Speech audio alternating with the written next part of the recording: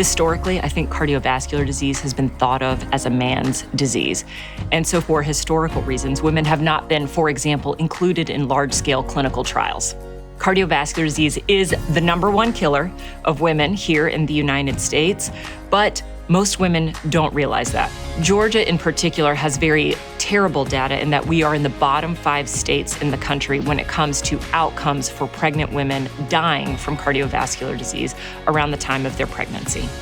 I think a lot of the types of cardiovascular disease that women have or experience or their symptoms are often under-recognized, undertreated. And so a big part of the reason that I wanted to be a cardiologist is I wanted to find a way to be impactful in these women's lives.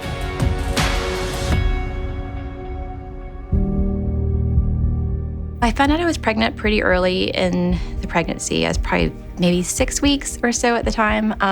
Early on, first and second trimester were very smooth. I never even had morning sickness. And it wasn't until the third trimester when things started to change and my back was hurting and swelling and difficulty in breathing. But I thought all of those things were simply pregnancy symptoms. I didn't think much more of it.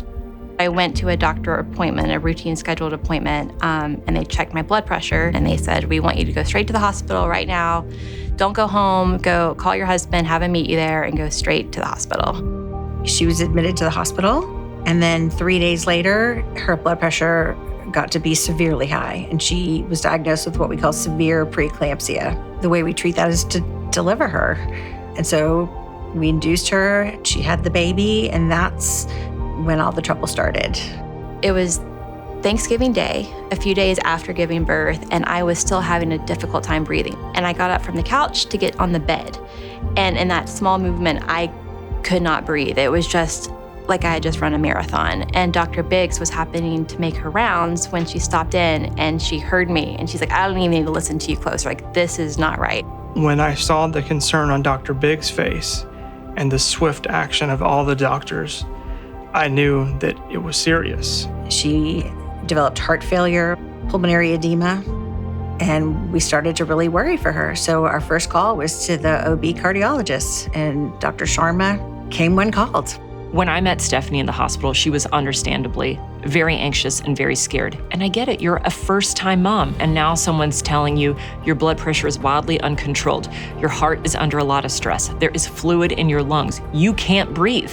I was absolutely terrified. I was terrified for my wife, and I was terrified for our family. I just really started to panic, and then they ordered a blood transfusion and a magnesium transfusion and all of these things. It was Thanksgiving night. They're calling Dr. Biggs. They're doing all of these heart monitoring things on me, and it was scary. And I haven't actually ever told anyone this, but in those moments, I thought I should get my phone out and take a video for Evelyn in case, something happened so I could tell her I love her or something, just in case things turned. So that night was very, very scary. I just held my daughter and cried because I didn't know what was going to happen. I didn't know what uncertainties were going to come. It's real. It really was.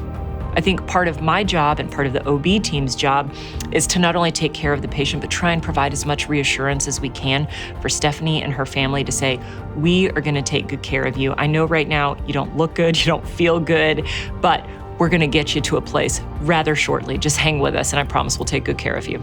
They saved my wife on Thanksgiving. That was something to be thankful for. There was a report that was published by the Georgia Department of Health that showed a little bit of a bright spot in all of this bad news, which is that the vast majority of these deaths and bad outcomes are actually preventable. And what we want to do is create access for these women to come to our clinic. We want to identify them early. And that is why it is so important that we have support of folks in our community and our donors, because what we're trying to do is really put together this great team of people who can make a huge impact in these women's lives. We are one of the only programs in the state that has a formal cardio-obstetric program. This program is so critical to women in Georgia to have the resources to deal with the most common problem for women in pregnancy. Would make a huge dent in the care of women in the state. We are literally changing lives. We're not just trying to get them through their 9 months of pregnancy, but we want these women to know that we are going to hold their hand and walk alongside them every single step of their journey. If you're having the symptoms, ask a doctor. If you don't know about the symptoms, that's what it's about, saving people's lives and education. Every single person made me feel cared for and really made me feel, even during a scary time, that things were going to be okay and that I was in good hands.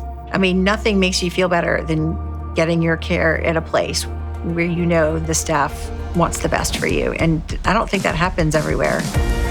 Going through an experience like this where it was scary and you think about death, it really puts things into perspective. So I am just so grateful to be here and to have this family that a few years ago I never thought I would have had. And I'm just so thankful to get to live this life.